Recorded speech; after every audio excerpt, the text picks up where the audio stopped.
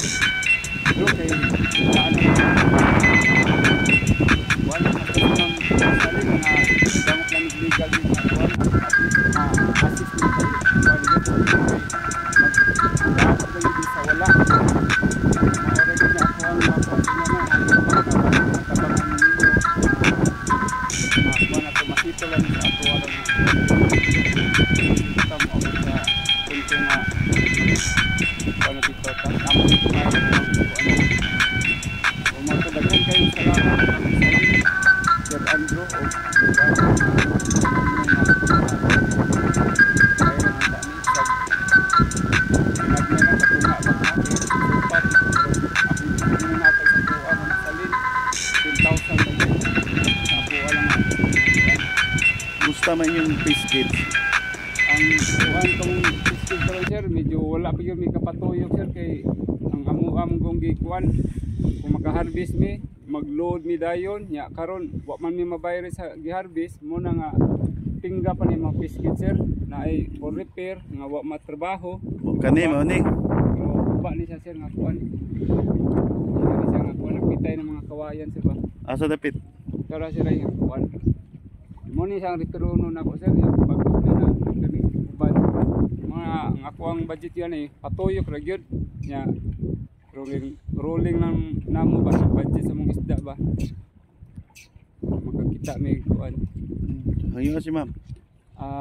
Ma'am Rosalyn Morales Campo, ma'am mohangyo minimum ma'am basig mo kuan mohang bisag mo kuan kag tabang sa mga kaliwat ma'am. I'm sure nga di magid na mo buwag na to ang kaliwat ma'am mo kuan gina siya depende ra gina sa tuwang pagkuan ma'am ug ngadto kang Sir Andrew murag wala naman kay kuan Sir Andrew murag si Ma'am Salin na magid mo after ming matubang kung naami paningunon Sir Andrew di maka mo pakita namo wa ikaw mo assist ni Ma'am Salin siguro Sir Andrew medyo kay kuan bitaw kana nga dinad-anay sa naimuha dito ka kuan Ma'am Salin kay super sukag nga naningil mi sige wa gyud ka pakita gyud sir siguro ta sa tawag sir nga saad ra gyud ang imuhang mahatag namo sir.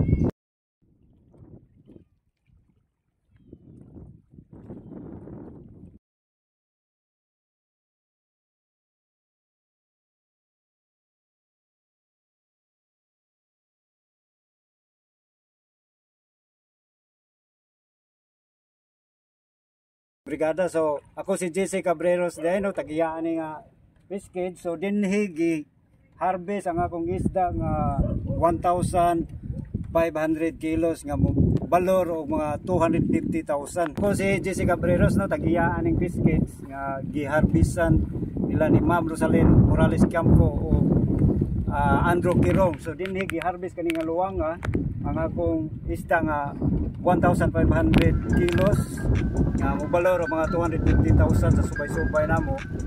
Wa mi bayre ni ma'am i-harvest akong isda atong October 2024 last year. So mo ni nga luwanga so hangtod karon wa pa gyud mi mabayre. So mo ni nahitabo sa among luwang nga wa pa gyud ka bangon kay wa man mi niya bayre. So Ma'am Rosalyn maluin taon ka namo isip mga biscuit owner mi diri nga imong giharbisan nga wa kini mo bayre. Ma'am bayre ni taon ni ma'am para makabangon ko balik sa akong negosyo nga mapaayo ni nako ang akong luwang.